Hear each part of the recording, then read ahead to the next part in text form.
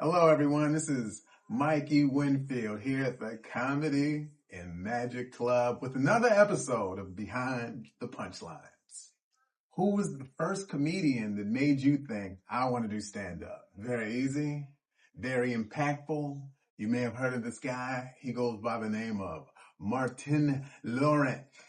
And he showed me something interesting, and especially years later, it was something that I was able to get. Was that having funny jokes is important, but then there's other things that can't be taught, like the charisma of a young Martin, who is just, to me, funnier than everyone just because he's just a funny guy. And then you do more research and you find out he was almost like a child actor that did stand up, but he looked young for his age. So, maybe I don't know, late teens is when he started.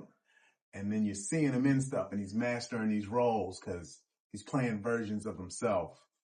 And I just know on stage, it started with a set. Then it started with hosting Def Comedy Jam. Then it was just more and more. And he doesn't need this, but guys like that, I just wish him the best. I hope he still enjoys performing because I know he's still touring. Who's harder to impress? A comedy club or your own family? That one's easy. You come to these comedy clubs, it's definitely the family. Like, I don't even want to attempt to be funny around my family because, I don't know, they feel like maybe I'm on, so for them, my impressing them is not through laughter because everyone's always just a little bit funnier than you. That's how it kind of feels. It feels like, hey man, I want to say something. They're like, what are you talking about? And this is from a place of love.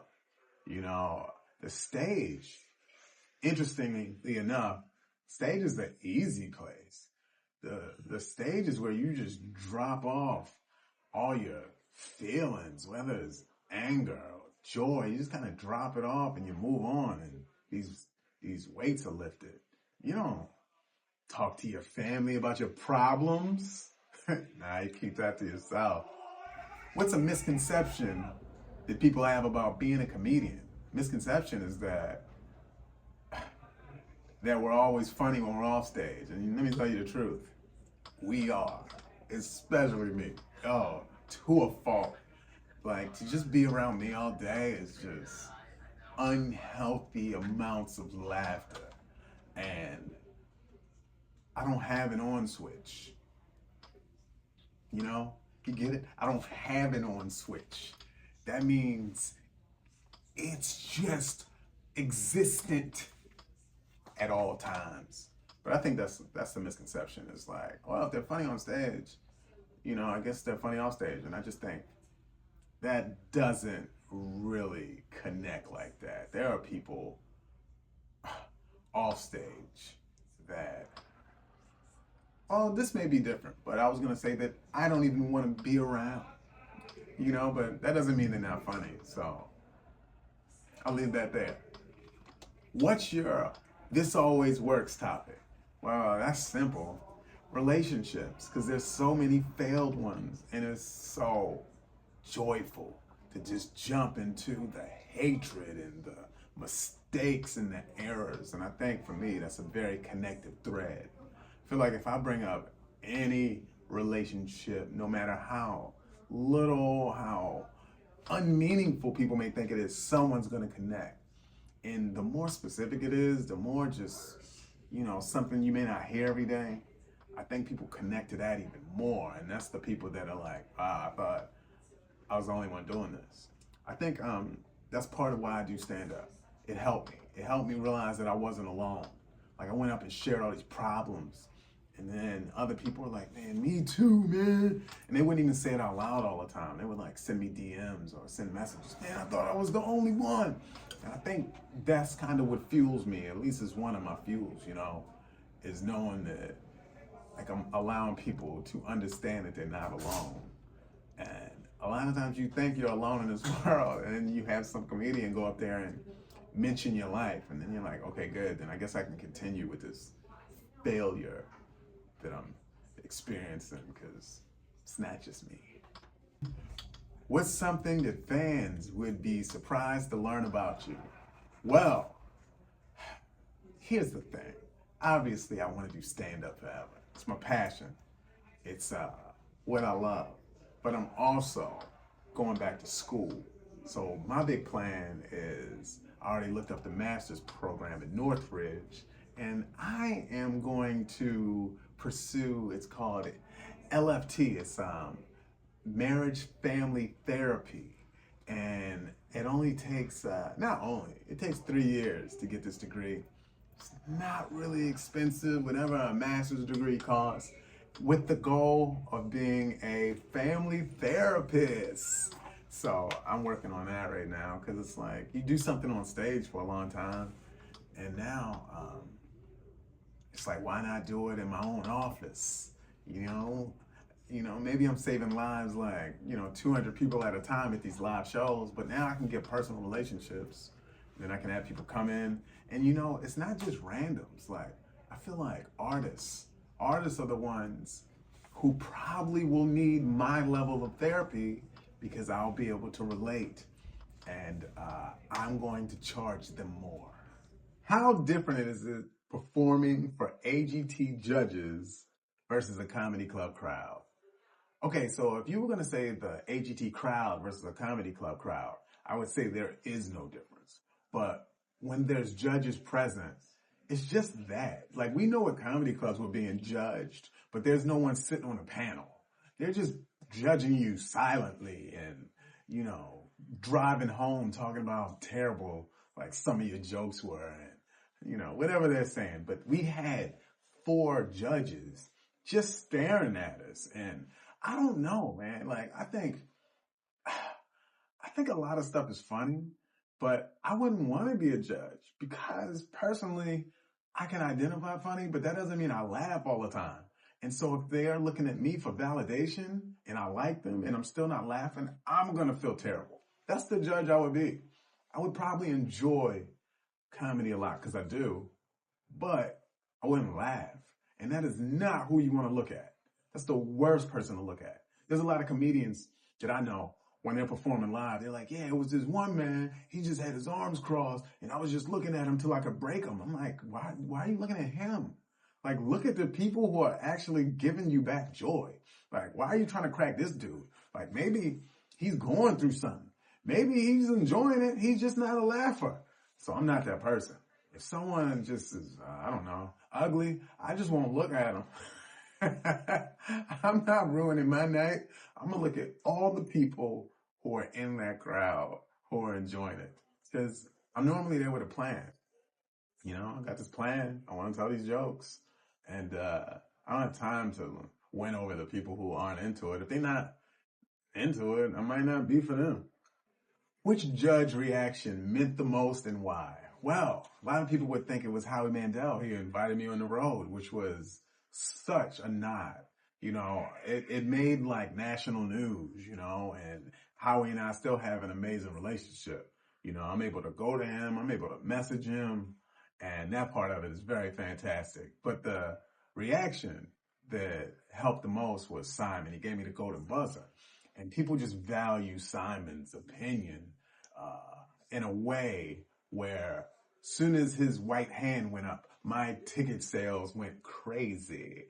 And there's still people to this day. They're just showing up because of Simon's golden buzzer, It's funny because, like, within the comedy world or around, people, they're like, yeah, we know Mike, he's funny. But sometimes it's this validation thing you need from, like, national television. And on top of that, not only was his reaction great, and he also got me a residency in Vegas. So I lived in Vegas for a very decent amount of time, which was a memory that I have forever. It was really life-changing. A lot of great experiences, a lot of new people I met, a lot of different shows to be a part of. And Vegas is in a weird place, they say, and that's going to change. But if you go out there, do shows, go to shows. And I don't mean stand-up shows. Stand-up shows, of course. But there are other shows that are really great that you should check out. I should mention some. One, my favorite, Absinthe, the second best show to me in Vegas. Carrot Top, hilarious. What else? A Michael Jackson show. There were so many great shows. Take advantage. Do you get recognized more in public after America's Got Talent? Any funny moments? Well, I didn't see the second part of that question when I initially read it. But yes, recognized often. A lot of people. I mean, fortunately, I looked like this. So I stand out in public or wherever I'm at, and people are like, Mike! And I did a joke about looking like a microphone. So that made my name easy to remember. So I go a lot of places, and people are like, oh man, can I get a picture? I gotta show my kids. And I'm glad to do that, and I'm glad that I was able to do the show and get all that to happen. That was pretty cool. It's still great. I'm still riding this wave of that, maybe I go back and I become a judge. I was gonna host. They told me I had to fight Terry Crews, and I was like, man, I don't want to fight. How do you handle the pressure of making millions of people laugh for 2 minutes on America's Got Talent? Well, here's the thing. That's the thing. It was 2 minutes. So to me, that's like one joke. So I had to take like one part of 3 different jokes. And so I was finding miniature aspects to create a set. And I had great producers who helped during the course of this. So I've been doing stand-up for a very, very, very, very, very long time. So the difficulty of just putting together almost one-liners is nothing. It was easy. Did AGT open doors that stand-up didn't do alone? Yes. I stated earlier, the residency. I don't know if I would have just got a residency or even been curious about a residency without AGT, but that was fun too. I met people from different arts. There were people throwing knives and fire and flipping all over the place, and mentalists. There's a bunch of that. Magicians.